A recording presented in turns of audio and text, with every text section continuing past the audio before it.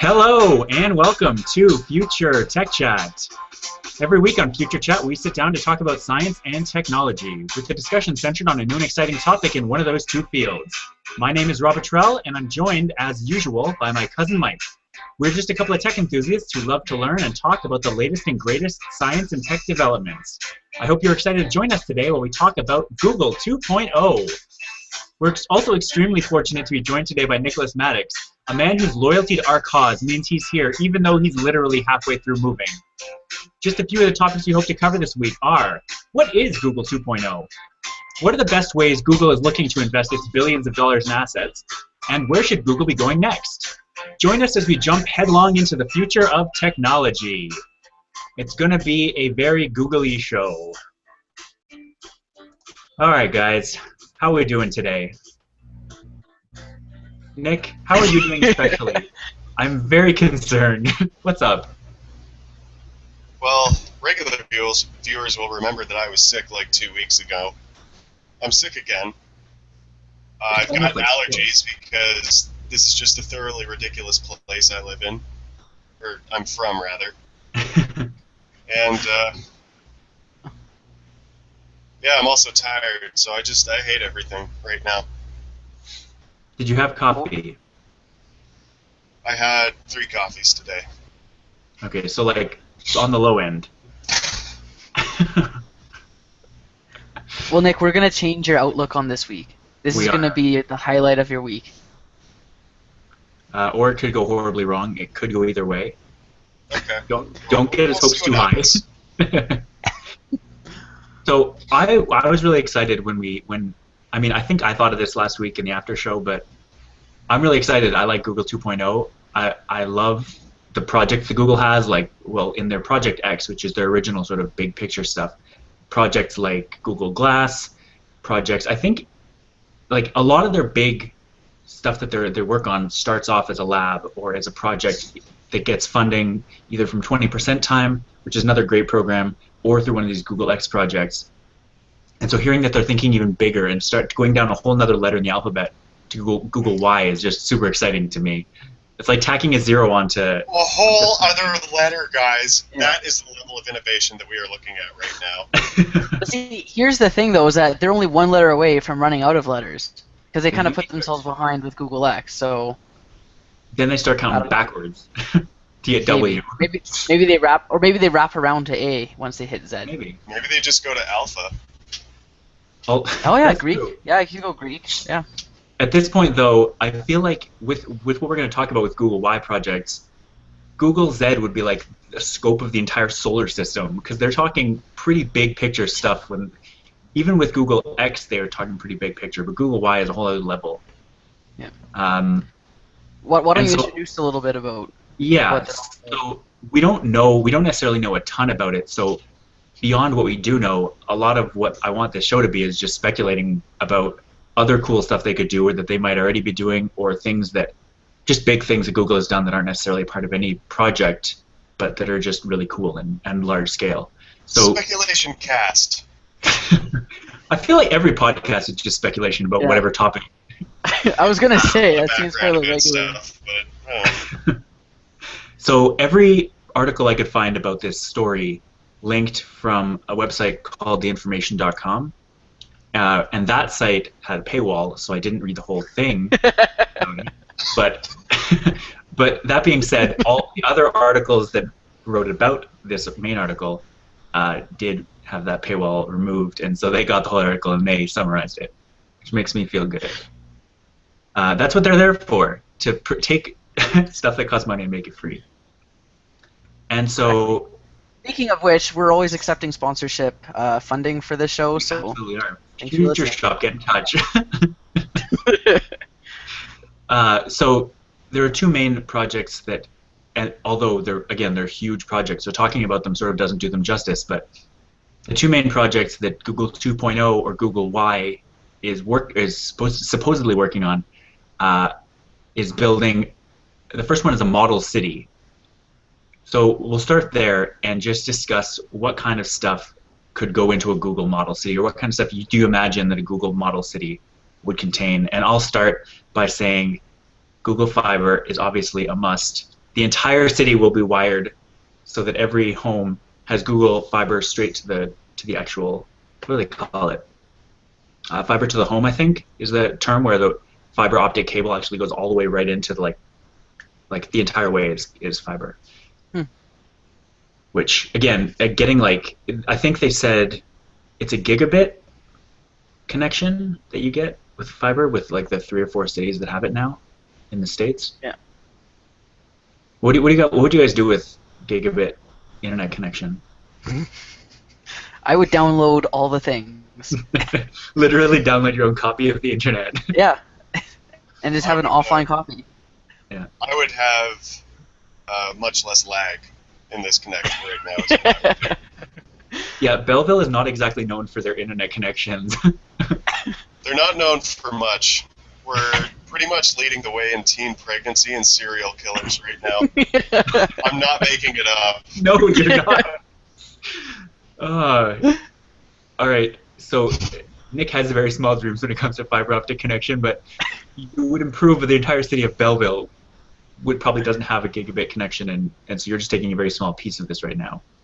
I don't know. The problem is I don't know that many of the residents of Belleville would know what to do with a gigabit connection, but Well, exactly. details. Yeah. So Nick, what would you think would go in a Google model city?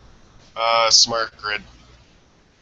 And so Specifically, like, I imagine every house just has solar panels all on one side, has some, depending on the geography, some wind turbines, but I imagine that is a smart electrical grid which is capable of absorbing excess generated energy and, flipping back and forth when need be. Nice. That's a good. Yeah, that Also- would be. I definitely see that. Also, self-driving electric cars. Yeah, That was what I was absolutely. saying. Yeah. There'd be no driven cars on the streets at all. It would just be little buggies Yeah. automatically driving around. There'd be no accidents if that were the case because they're all too smart to do anything wrong. I was driving through Toronto today. I was late because Toronto is a thing. And I kept looking around and going, these people are idiots. If we just had smart cars, like all smart cars, we wouldn't have this traffic jam right now. Yeah. Do you mean smart cars in that they're small, like the little, or self-driving Sorry, cars? like self-driving cars. Okay. I feel like even Intelligent smart cars. cars would be fine. Smart cars would be the best. True. Well, that's basically what the Google car is. It's because it's also very tiny and it has room for like 2 people, 3 people. Yeah, pretty much. Mike, what would you put in Google City?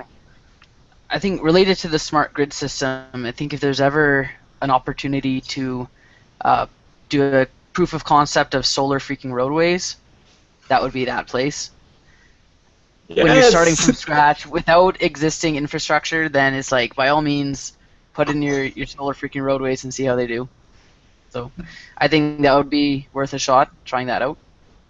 And then I'd also want, like, everywhere public Wi-Fi connections. So if you're talking about gigabit connection speeds, you may as well have public Wi-Fi everywhere, in especially public places, but just kind of being out and having Wi-Fi connections wherever you go.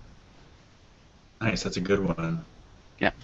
May as well, if you're gonna have that kind of bandwidth, you may as well just go all out. Yeah, exactly. Maybe at that point, some technology like WiMAX would come along, and so you could put. Yeah, that I like that a lot.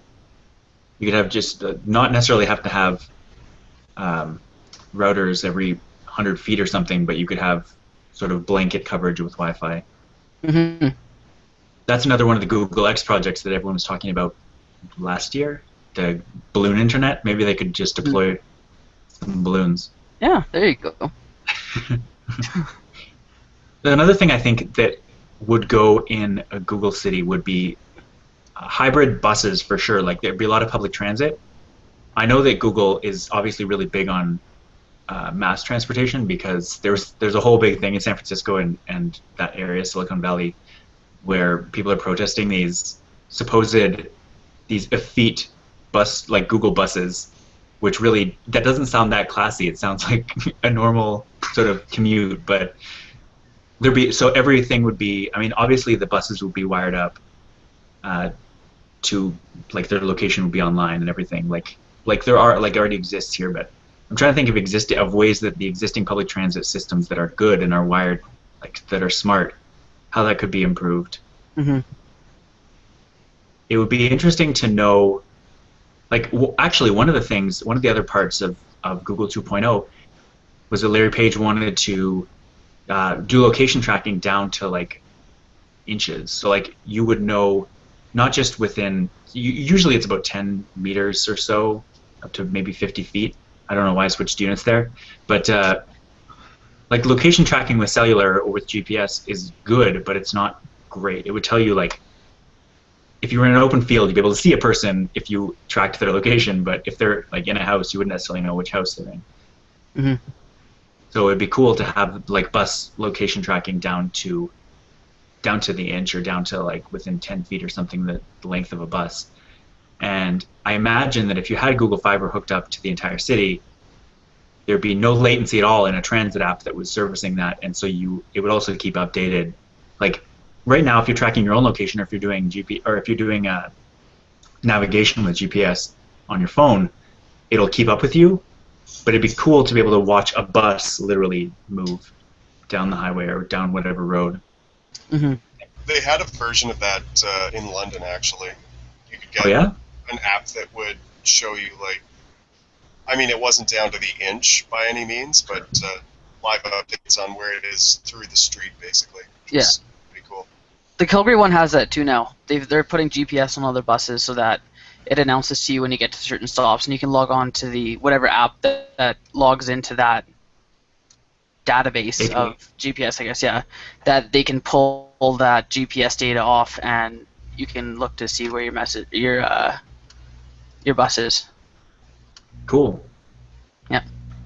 So yeah, the app that I use is called Transit, and it's got, like, a green sort of logo with squiggly line. It tells you the location of the bus because they all have GPS, at least in Ottawa, but it's not super robust and it doesn't really update. Yeah, that's the one I was thinking of too. That we have. I use the Transit one as well, and it's. I haven't used the GPS tracking feature yet, but. If I could also jump in with another feature of Google City. Yeah. I think at what they should have at the like the main hub of the city, like a city hall sort of thing, would be the studio for Future Chat. So we could just be freely feeding ideas to the masses, and you know. So would this be like through megaphones type thing, like propaganda style, or? No, I imagine just like a straight up radio studio, or a radio studio with just a spectacular electronic setup. Oh yeah, like a 25 channel mixer, even though we don't need that. Yeah, well, like just like max out the sweet, sultry tones of our voices. Yeah, there'd be a band. I don't know. We could like have rotating bands. Wouldn't that be great? Yeah. Be like Q with Gian Gomeshi. Hi there. Happy Sunday. Welcome to Future Chat. And today on the podcast, we want to talk about jeggings. Are you familiar with Gian Gomeshi and his jeggings? I've heard of him, but I haven't listened to his podcast with any regularity. Have you heard about his jeggings? No. He's a big jeggings guy, apparently. Just a fan, or he wears them himself? He wears them himself, okay. As I understand it. Fair enough. Each his own. So, yeah. Number one, Future Chat's broadcast studio, and probably just talk of jeggings. Okay. Everyone would have to be mandated necessary requirement of clothing would be jeggings every day for every citizen of the although future. the only way I think that would work is if Android phones are mandated, because clearly those jeggings are going to cause a problem for the iPhone 6 Plus. Absolutely. That is true. I'm not being sarcastic at all and agreeing with you. Yeah, no. It's funny, but it's not a joke. Like straight as a board, and I wear the skinniest jeans. So skinny. That's not the plus though. They actually, well, Consumer Reports did the bend test. They found this phone was actually had a lower bend point. No kidding. Oh, really? Oh. Yep. There you go. And it was about the same as the HTC One M8. Yeah. So yeah. Obviously, if you get up to a Samsung thickness, you're going to be a little bit more robust. They're yeah. Built like a tank.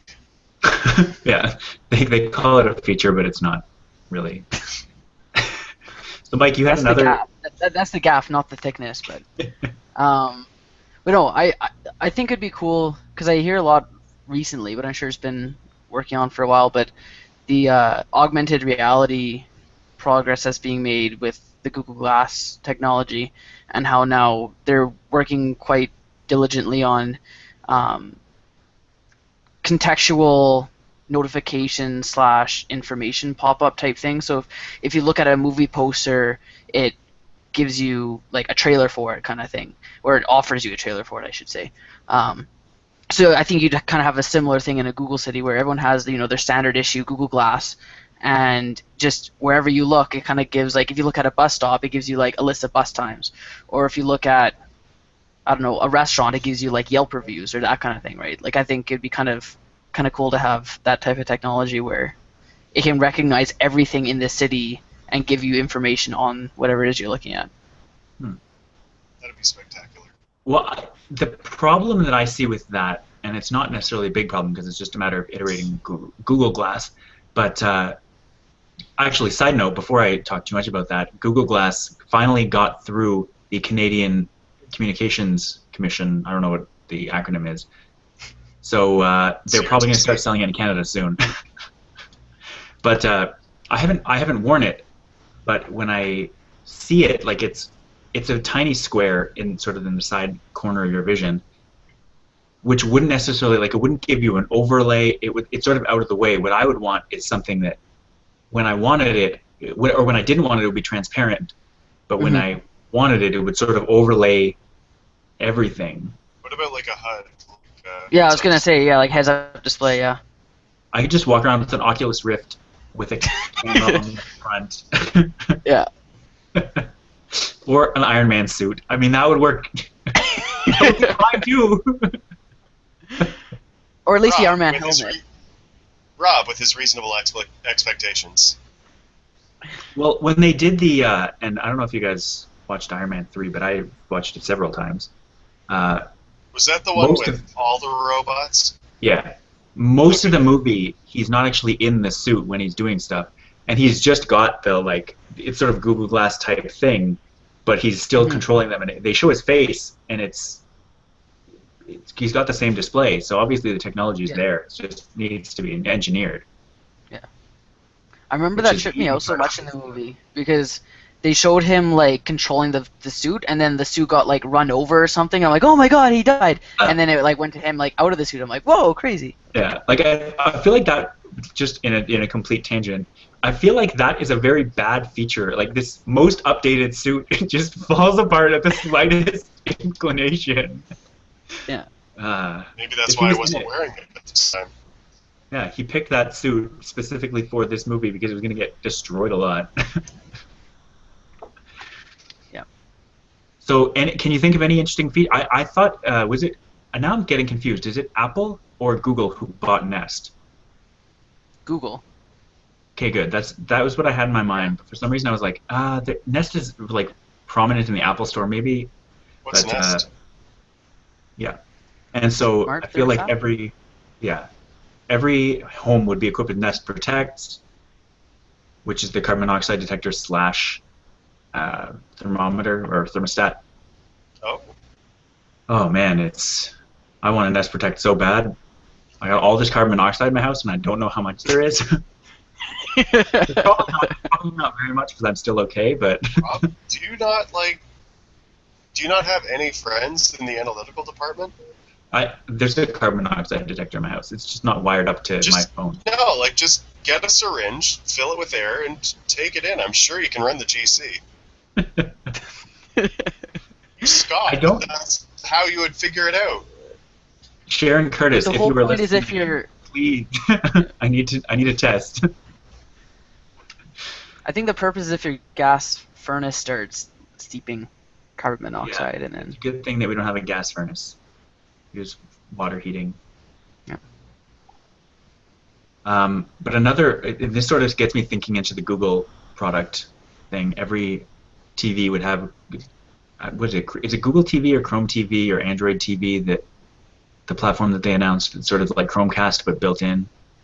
Yeah. So all the TVs would have that, obviously. I think. What do you guys think? I want to know your opinion because I know mine, but I'm often biased. Would this require a Google Plus account to live in the city? Yes. Yes. Good. I'm glad we all agree, because I don't know if you heard. This is off topic, but still on Google. Hold on. Citywide Facebook ban? Maybe you could choose. I don't mind if people don't want to use Google Plus, because they're usually people I don't necessarily want to communicate with anyways. Burn! I mean, this if you week on alienating any of our possible fans. If you want to know who Rob values as friends, just check his Google Plus page, and those are those. We gained a viewer just from me saying that. Down with Facebook. It's obvious that people on Google Plus are more... There is an applause button down there, dear viewer. People on Facebook are obviously not as engaged and bright as people on Google Plus, because we have at least 3 times as many followers on Google Plus. And I think it is a deficiency in Facebook's branding and page reach and all of that stuff that means and the quality of character of the user. Yes, exactly. Thank you for pointing that out so eloquently, Nick. That's exactly what I wanted to say. But yes, what I wanted to say. Sorry, I'll let you get that. But there was a big thing recently about how Google now, as of last week or whenever this came out, doesn't require a Google Plus account when you sign up for Gmail or a Google account. And that's just not true. You don't need a Google Plus account when you sign up for a Gmail account. The Future Chat's Gmail account doesn't have a Google Plus account and never did. You don't need one. You never needed one. For YouTube, you did, and for what was the other one? Is that it? Just YouTube? I think just YouTube needed the Google Plus account. Yeah. Keep talking. I'm going to be right back. Okay. Even then, I don't think you needed one. Way to mute. Wait. Never. I don't think you ever needed one. Let's just hide him from the conversation for now. I think you needed one so briefly that it didn't even matter, because they backpedaled and said, all right, you can keep your YouTube account. I don't think that ever was really a big issue. What do you think, Mike? On the mandatory Google Plus account? I think you'd want at least everyone to have a Google account or some sort of identifier for their address / residence to link everything together. Yeah. And I think that's part of the beauty of Google's ecosystem to begin with, is that everything's linked through the Google identity. And I think it kind of goes back to that Google Plus is trying to become more of your Google identity versus a social network that also happens to allow social networking. But yeah, no, I think everyone should have at least a Google account. And back to what we were saying before, I don't remember a point where you needed a Google Plus account. You could always activate it from your Google account. Yeah. And maybe, for YouTube, they may have required it for a short period of time. But for a short period of time when you were signing up for a new account. But I still think that you can. I still think you can do it. Nick, If you must know, my microphone cord runs across the top of my keyboard, and so I can't reach the apostrophe because it's being covered by a wire. Thank you, grammar Nazis in the chat. No problem. I just messed right up. Yep, it was me. Yeah. So the interesting thing is when it comes to needing a Google Plus account to live in the Google city, I'm pretty sure you need a Google account to sign up for Google Fiber, so you kind of have to. But I imagine that anyone that would want to live in the city would already be on board with the Google Plus account and would already be interested in having one. Yeah. So I feel like that would kind of. I feel like you could explore so much functionality with the Google Plus account, like in the Google City, like Foursquare, but googly. I don't know. There is Google Plus locations, which is really good. I don't know, like track sign-ins at a coffee shop or something like that. Your 10th coffee is free when you sign in 10 times. I don't know. Yeah. I love Google and also coffee. Mike?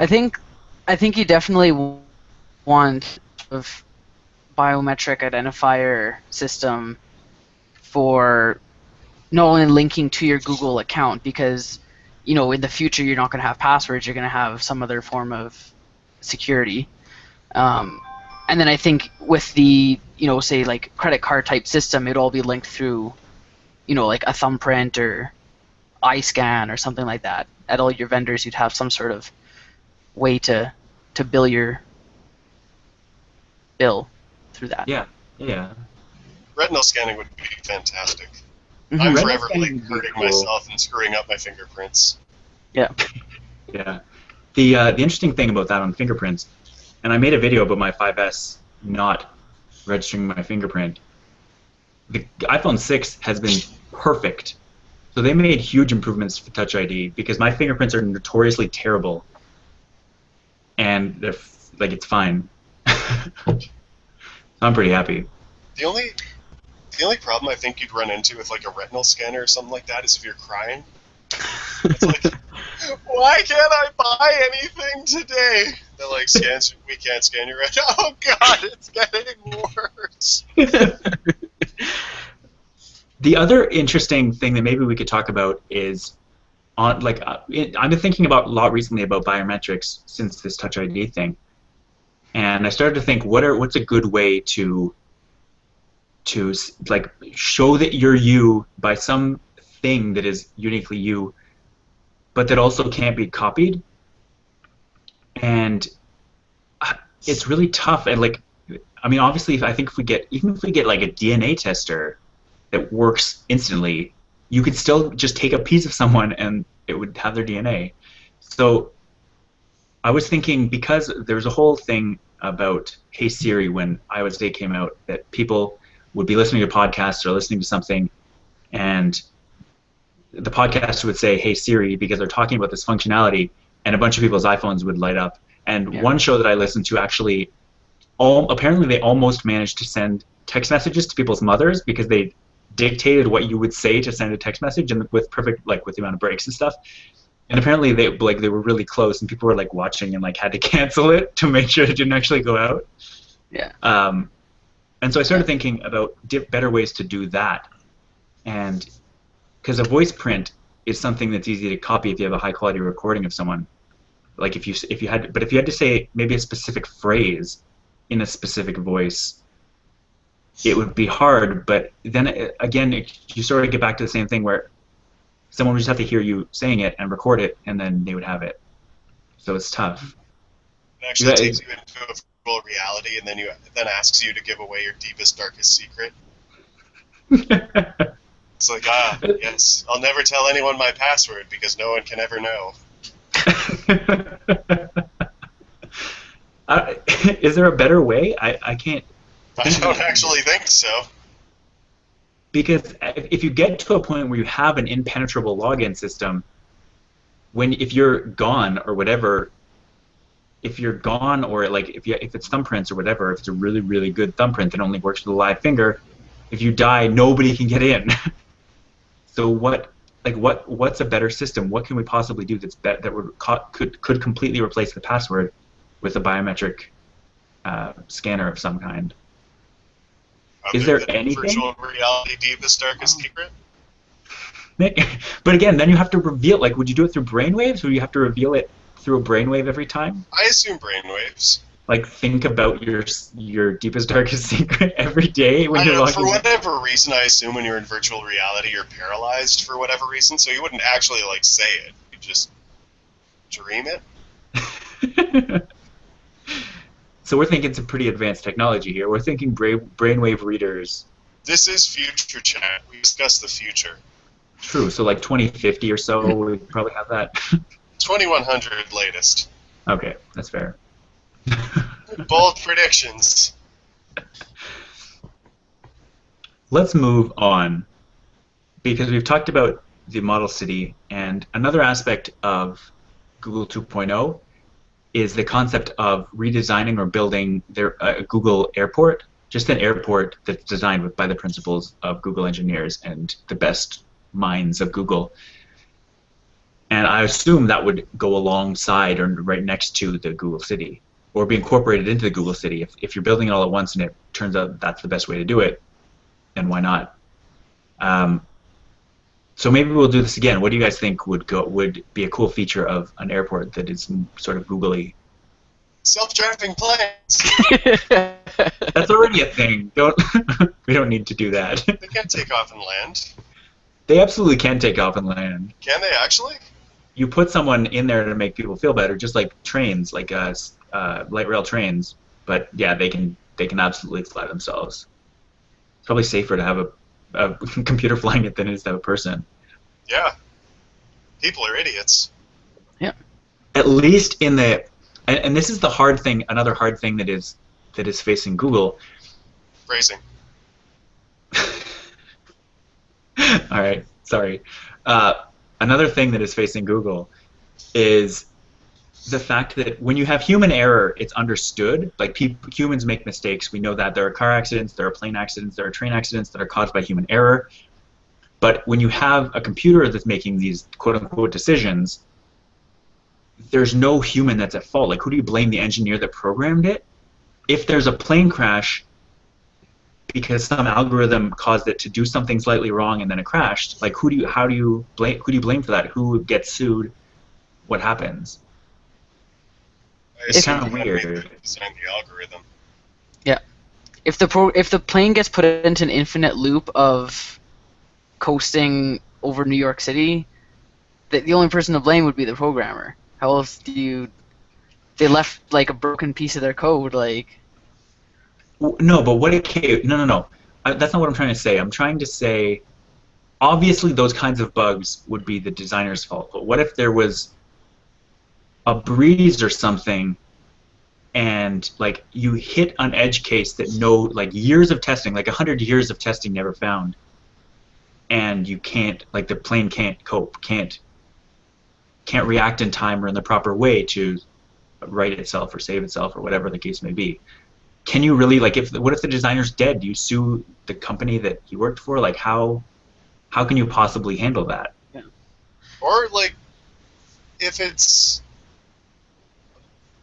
wild speculation into the legal system here, I think it depends on whether it's considered reasonable for the designers to have taken that into account. Yeah, I get that. Mike? Yeah.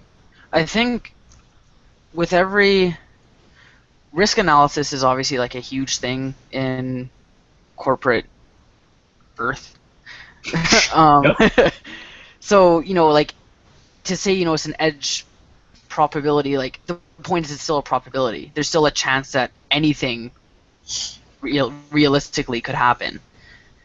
So, I think you'd almost have to go to the point of, when people use a service or a device that's completely automated or designed by an engineer and there's no human controlling it, you have to sign a waiver before using it saying that you won't hold whoever responsible, that it's at your own risk kind of thing. And then people just get used to signing waivers every time they get on a bus because or they'll buy a bus pass and sign a waiver to say that they're not going to hold Google accountable for any accidents that happen.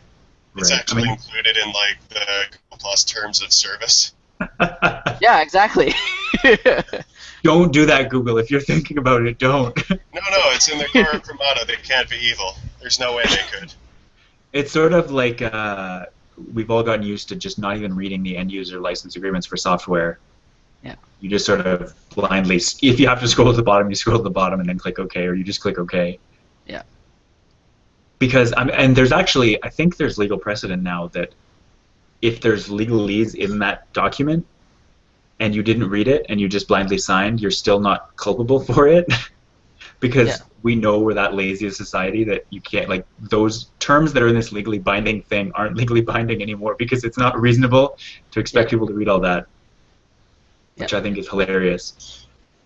I'm going to drop an ethics bomb on you guys. What if you have two algorithms that are fighting it out and they have to decide the car that has two people in it, or if they're going to save the bus that has a bunch of kids on it? And one of the, like, there's going to be a crash. Who do you protect? Do you save the number? Like, does the family of the two people in the car that get quote unquote like basically sacrificed, do they have a legal ground to be like, well, you caused us damages? I say you kill everyone. That way, no one can complain about being spared. That's the worst possible answer. That way, nobody's alive to complain. You can't save everyone, so what's the next fairest thing? Why even bother trying to save anyone, honestly? The end of Spider-Man 1, he like drops both and he just starts peeling a banana.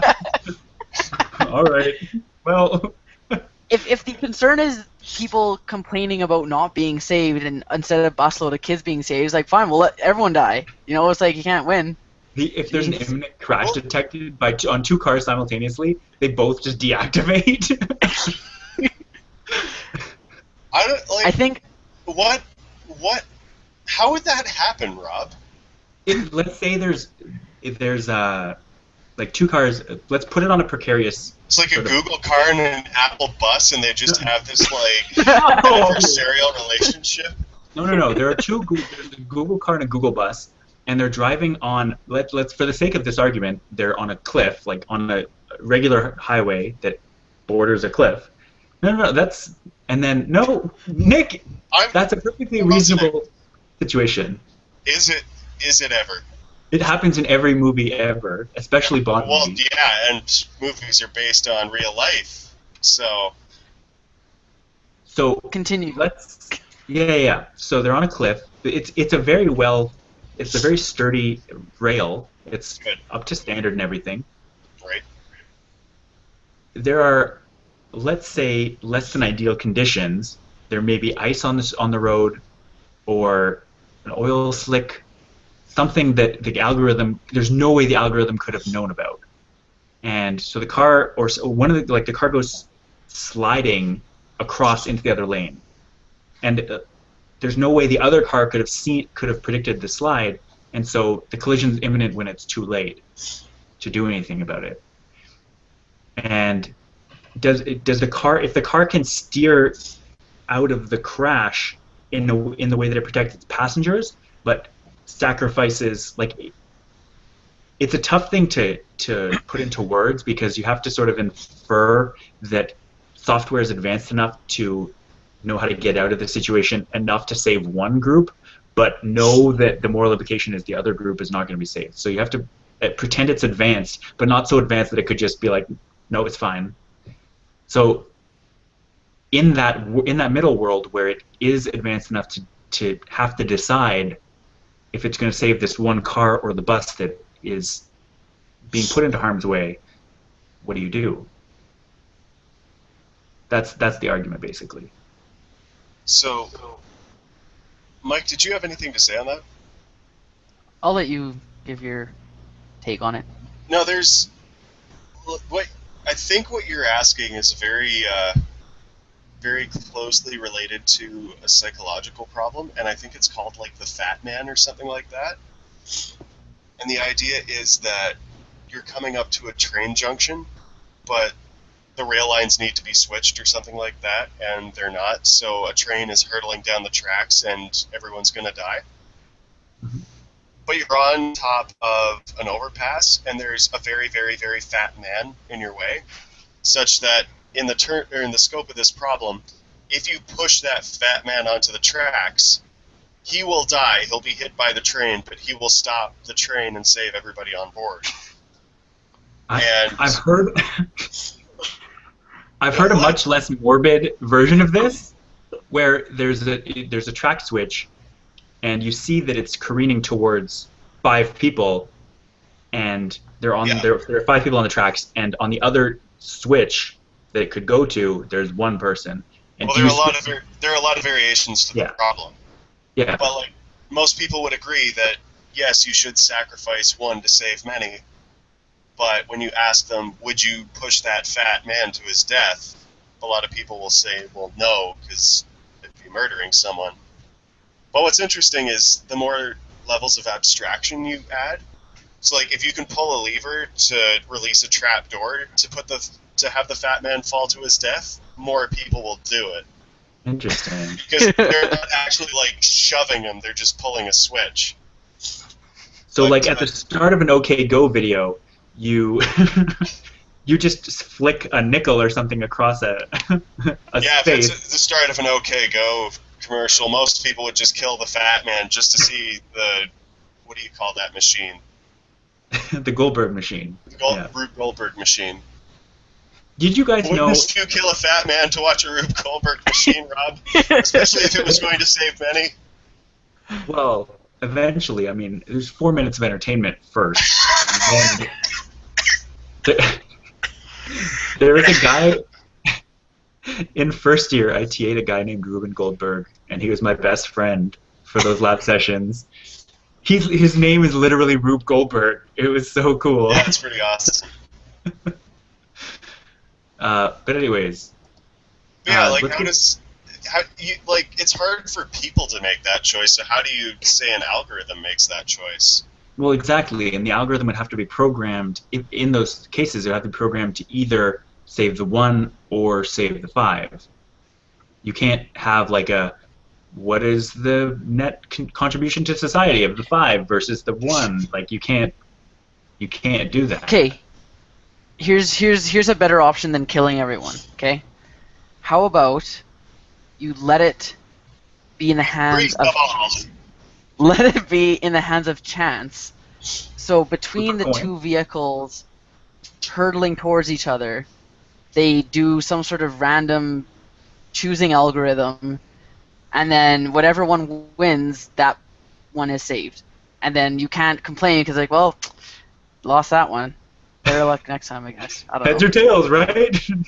Yeah, kind of. Like, I don't know. So what you're suggesting, Mike, is that we introduce a little chaos, upsetting the established order. Oh no.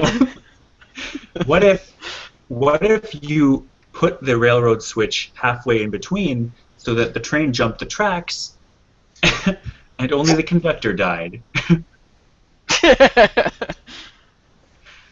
And hopefully it's not a passenger train. I think ideally, like, they're all self-driving cars, so they shouldn't be having accidents in the first place.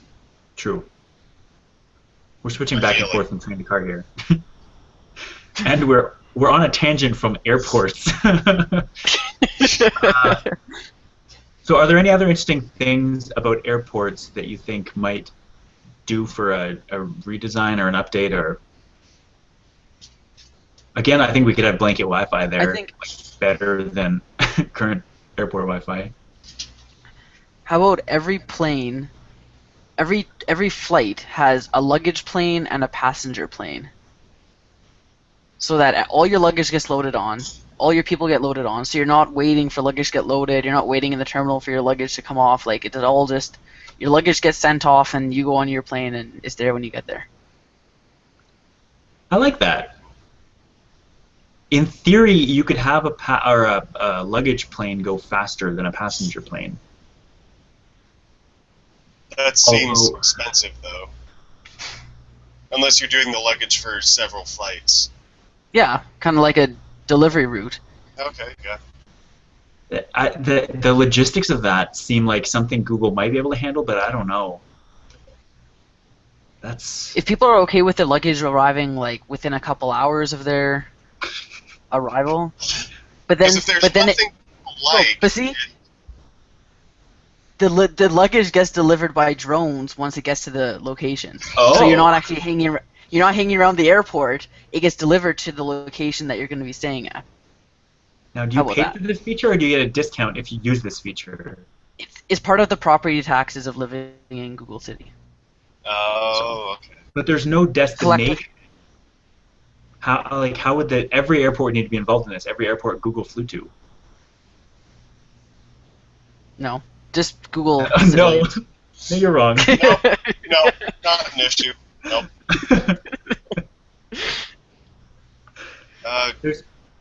Can I jump in with another improvement? Yeah.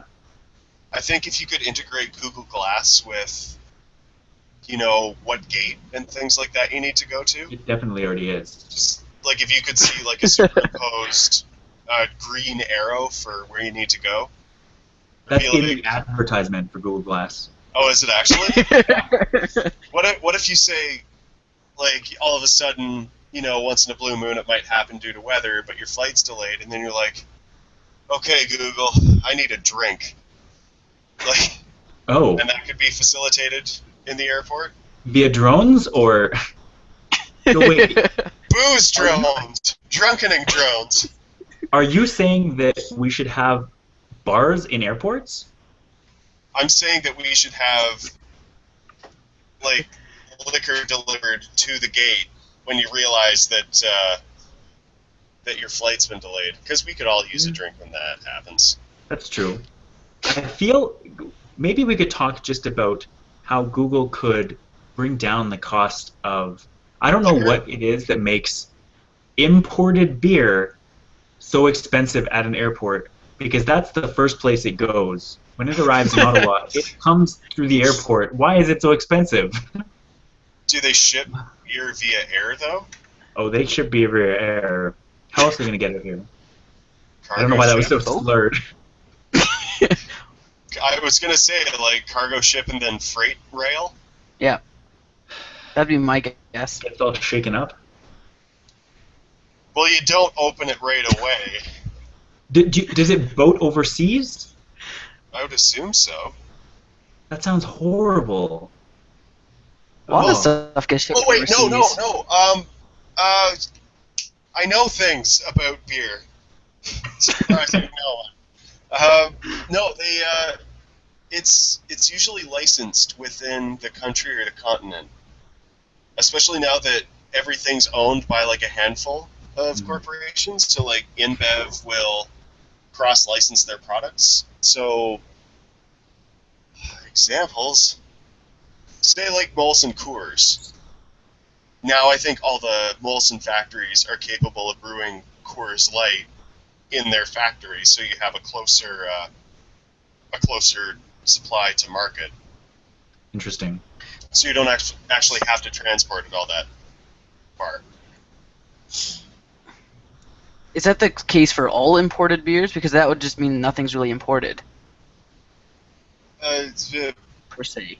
As I understand it, like that's why Guinness is so much better at St. James Gate than here.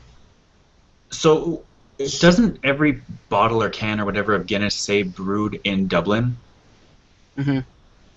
Maybe. Yeah, that's what I'm thinking. Because I know I check that. When something claims to be imported, I'll look at it just to see. And then It says like, see. oh, this was brewed right outside your If it door. says that it's like brewed in Dublin, it's like technically they're not wrong. They do brew it in Dublin. That could be the case. We should have a follow-up. We should. We should have an episode of Future Chat where we just take all our needless conjectures and actually fact check them. That, if anyone ever called us out on it, we would follow up. But nobody so far has proven us That wrong. would require people to watch and listen. They do that. That happens. I don't I'm being believe you. serious when I say that happens. I've got the numbers. Okay, all right. Anything else on airports? We're coming up to an hour here.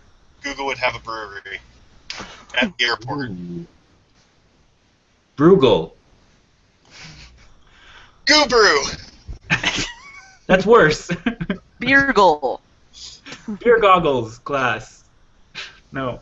Beer glass. So many bad names for these products.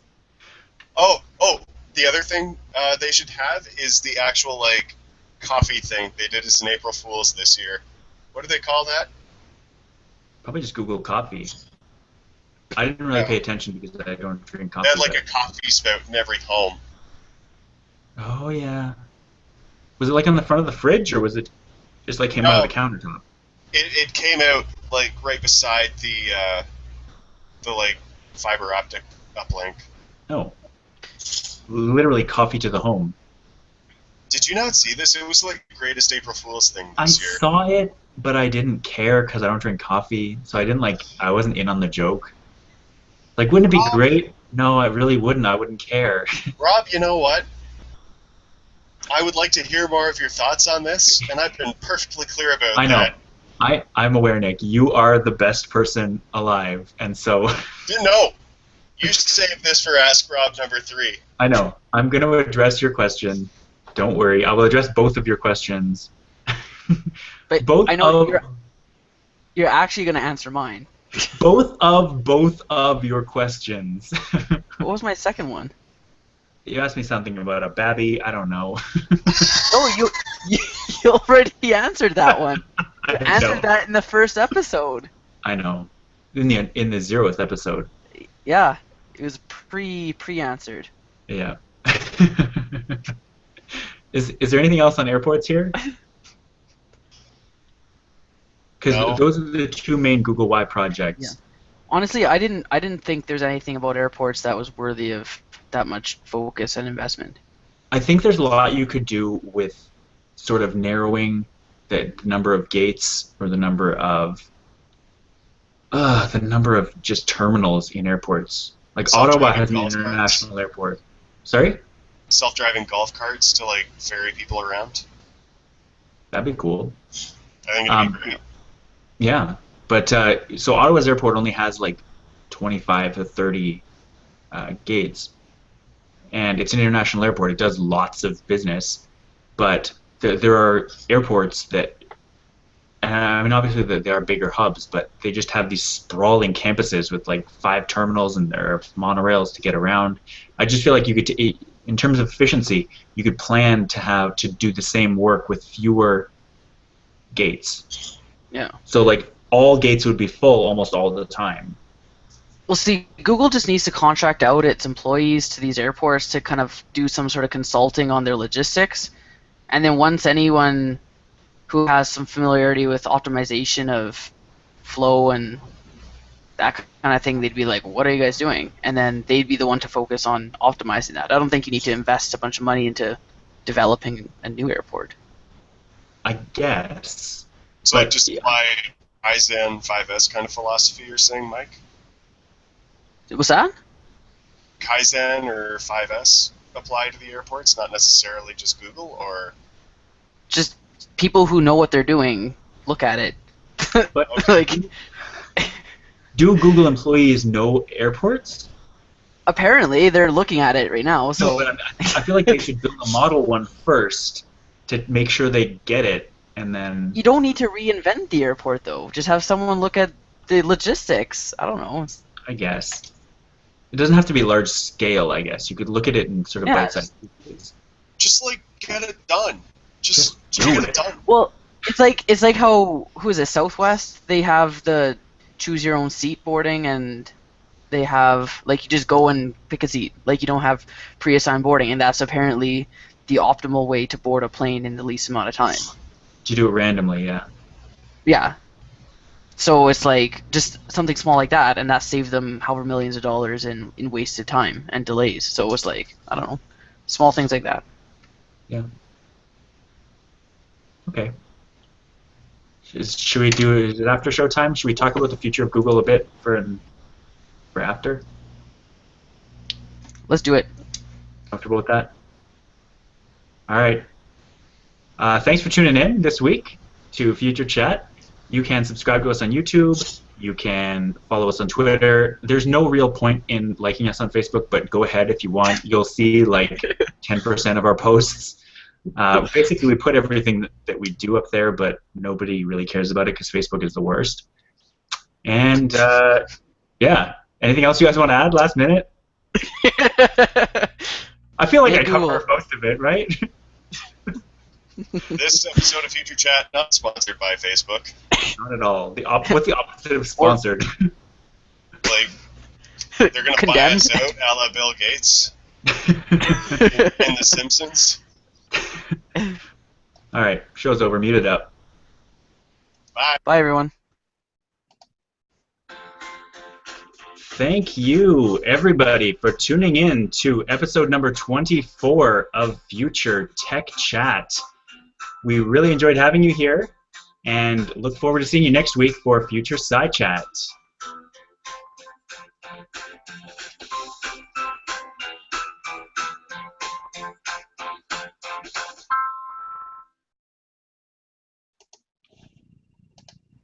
This gets less and less painless the more I do it. Less and less painless? Or?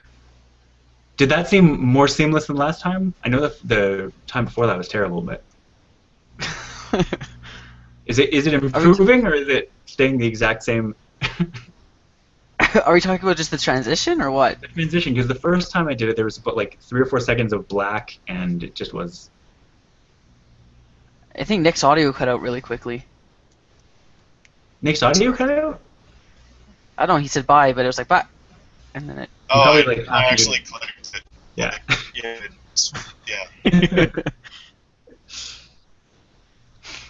So, Mike.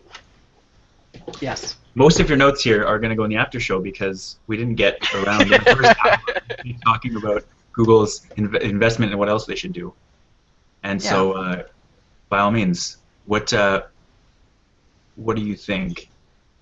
What do you think about the future of Google? What should they be doing with all their massive, massive profits? I think they're heading in the right direction. I think it'd be worth involving the public, a la crowdfunding campaign type things. But it wouldn't be crowdfunding; it'd just be crowdsourcing ideas, or kind of saying like, what does the public want? Like, Yeah. and I know that they know better than us because they're the ones innovating. But I think if there's kind of more, like, they're looking at extending people's lives to eternity and reinventing the airport, and I think there's possibly more worthy causes. Can you name one? Or think of I one? don't know. Are we Ice going Bucket Challenge? I don't know. to go to our straight up controversial defense of death podcast, or are we saving that? We'll do it. We'll save that. Season premiere I- of season 2. True. Yeah. Good point. Although that wouldn't really be tech. That'd be more science. Do you guys think that Google's doing its necessary? Well, you efforts? mentioned here that you were wondering out loud if these giant companies have responsibility to invest in humanitarian or philanthropic enterprises. And I know Eric Schmidt, who was CEO but now isn't, but he's still involved with the company, does a lot of humanitarian stuff. And I'm positive with the work that Larry Page does within Google that he's also putting a lot of his money into. Like, I mean, even stuff like Google Calico with the whole life extension thing, that's philanthropic and humanitarian, whatever words you want to use. Like, that's very good for society. In the same stroke, he downplays the seriousness of curing cancer. Yeah, I mean, I haven't heard his argument on that, but I probably in all 3 articles I read, there was a direct quote. At least they worded it as a direct quote, saying, "Oh, cancer would only extend average life expectancy by 3 years, so it's not as big of a deal as people make it out to be." So what was the thing that would keep people living longer? Is that what the whole Google Calico is about? They were talking about improving people's quality of life in the aging disease realm, not terminal illness, cancer realm. I think that I kind of see where he's coming from with most cancers, but the fact that we now get up to, I mean, in the first world, life expectancy is above 80 now. And most people die from cancer now because we've gotten rid of all, in the first world at least, we've gotten rid of all the sort of low-hanging fruit of death. And so when that guy comes out and says, I don't want to live past 75, we get it, because like it's sort of the quality of life beyond that isn't necessarily high, even if we are alive past it. And not to say that it isn't for everyone, because there are lots of old people that still are super active. But I don't know. Yeah. Nick, but see, that's kind of my point, though, is that... I didn't actually hear the question. No, we can do a mini chat about in defense of death. Sweet. We'll grease people's wheels to come back for the next one. I don't know if grease their I'll just wheels is the... It's the term I'm going with. Their appetite? Fair enough. That also works. So what do you think about this whole... Yeah. Go on a 2-minute mini rant about defense of death and that guy. Oh, actually defense of death? Like, not... Well... Just sweeten the... I know a lot of people are saying, curing death is basically the holy grail, but I mean, as a planet, we can't handle that kind of thing. Like, we just cannot sustain that many people, one. And two, I mean, based on all the reading I've done, a life past about 150 or so wouldn't be very... It wouldn't be a good one. Mm-hmm. That makes sense. Like, just having to adapt to change for as long as we do already, and then saying, oh yeah, well, here's a couple more decades on that. I don't know. Go on. Here's my take on the whole curing cancer versus extending life deal, because you ask someone who's lived, a long, full life, say the age of 70, 72, whatever. If you say, if they're heading to the end, it's like they'll be happy with their life and they're okay to move on whenever the time comes. Generally, you talk to someone who's diagnosed with cancer at whatever age, really. Like, it doesn't have to be a 70-year-old, doesn't have to be a 12-year-old, but just any age, when you're diagnosed with a terminal illness, I think it generally always feels too soon. Or it's just this big ominous, like, what are you supposed to do with that kind of thing, right? Like, I know it doesn't seem fair to just, like, say, oh well, curing cancer is not as big of a deal as people make it out to be. Well, the whole thing about saying that you want to cure the cold or saying you want to cure cancer is a catch-all for something that's way more complicated than that. It's not one disease. It's not one virus. It's not one cancer. It's like 1,000 different things that go wrong with the human body when it ages or when something goes wrong. It's hard to cure cancer. We have actually taken huge steps to cure certain types of cancers, or to at least reduce them down to a point where they're manageable. But once you get that kind of, like, once your body has cancer, and Randall Monroe did a really good XKCD on this, because he was dealing with family cancer. Like, once you have it, it's always a part of your life. From the time you get it onwards, it's always pressing, and it could, like, the next day, it could always come back. So I think I get where he's coming from when he says it's not a bit, like, he's not trying to make cancer into less than it is. He's just saying there are higher priorities and there's work you could do that would benefit other diseases more than cancer would be benefited. But at least the way that the articles have been parsing his quote, it's like, well, it's only going to add an extra 3 years average life expectancy. So if you can extend life by 10 years doing something else, then it's more worth doing that than finding a cure for cancer. Right. Or, it might also... But the end goal, Sorry, go ahead. like the end goal, at least as I understand, isn't necessarily the reason to cure cancer isn't to extend the average life expectancy of a nation. It's to enrich and save the lives of people who are diagnosed with it.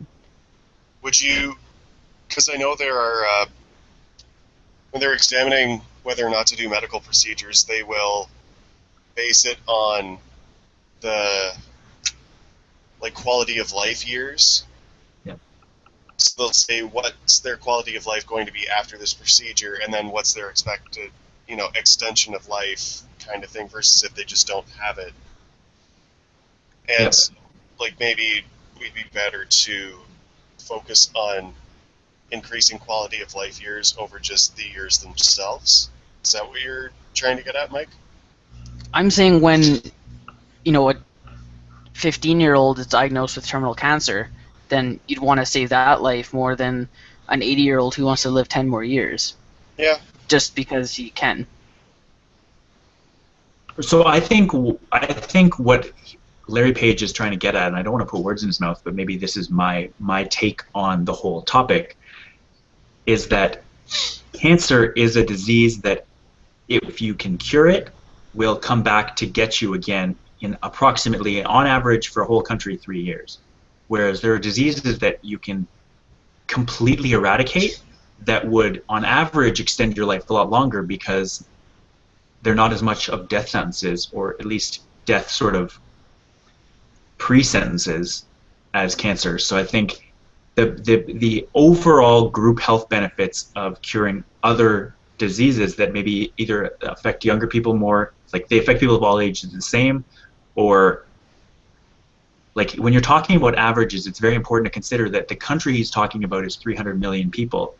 So if you're dedicating your research to curing a type of cancer that affects an older person, or it affects people that will get a lot of benefit out of having this cancer cured, he's thinking really big, and he's trying to say, if you can extend the lives of 300 million people on average 10 years, as opposed to on average 3 years, you should go for that 10-year one.